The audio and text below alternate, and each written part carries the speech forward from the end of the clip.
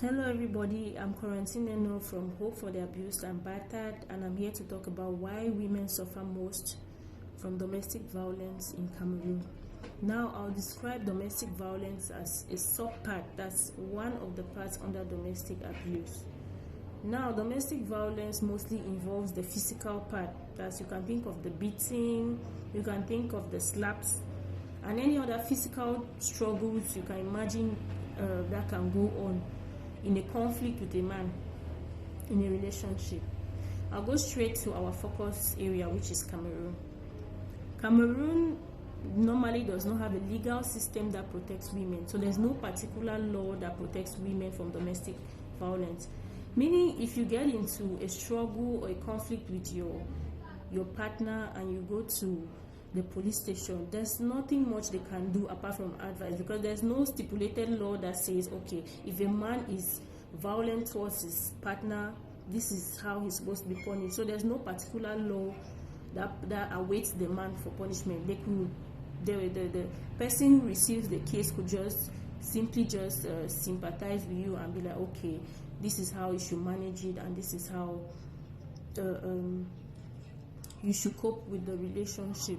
But not that there's some particular punishment that awaits the man, because if men knew that this is what they are going to go through after beating up their partners, they will not do that. But since there's nothing, you could still just get away with anything.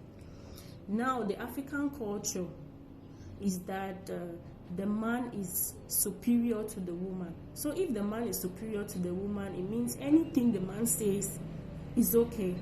So if he decides to be violent towards the woman, that's his own way of managing his home. If he decides to be abusive, if he decides to do anything to the woman, that's his own way of managing the home. And since he's superior, the woman has nothing much to say.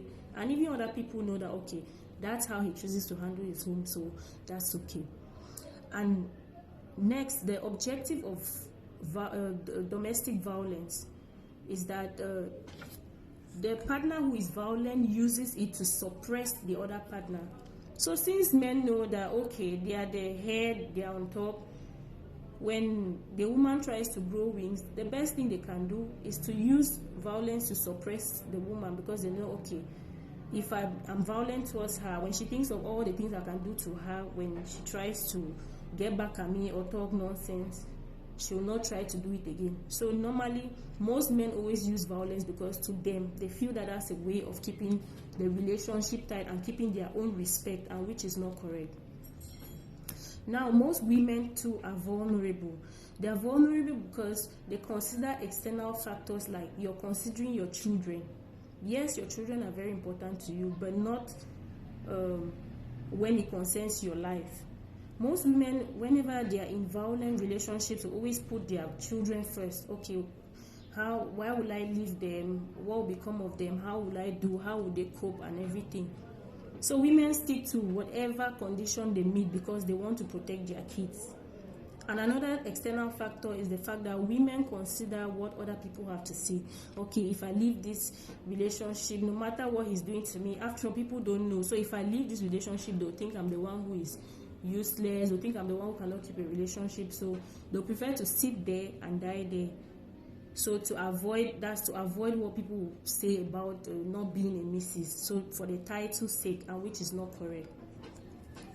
Some women too, most women are not empowered. When I talk of empowerment, I mean not only finances. Yeah, finances is something, but I'm talking of relationships. You should have people who can talk you out of a bad situation. Most women don't have that. You don't have people who can talk you out of situation. We don't know how to get those kind of resources. Most women are not surrounded by people who can support them in certain situations. And when a man knows that that's how it is, if he beats you up or is violent towards you, abusive, there's nobody who can come back at him, he's not going to bother. He'll do whatever he wants to do because he knows that after all, what if I do that? Nobody's going to come back at me. Now, when the woman is not financially independent, she depends on the man for everything. So whatever the man does to you, you have to take it because you are depending on him for some other thing, which is finances. So it just makes the man to grow unnecessary wings. Because if the man thinks, okay, if I decide that I'm going to stop giving her money, and then the lady is independent, well, fine, I'll find my own way and I'll do my own things. But if he knows that the woman depends on him even for basic things like sanitary pads, so just imagine, it's a necessity. Whatever the man does to you, you have to take it, because if you don't take it, then no money. So I want to talk to all the women. If you feel you're in a similar situation like this, please try as much as possible to get to us. We have peer support groups which can help you. If you feel like you want to be part of our peer support group, please kindly contact us and don't give up.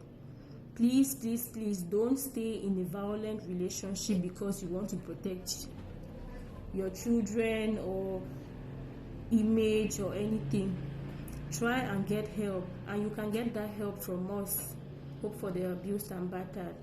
Get more information about us from our website, Hope for the Abused and Battered. You can see our contact and our email address there. Thank you.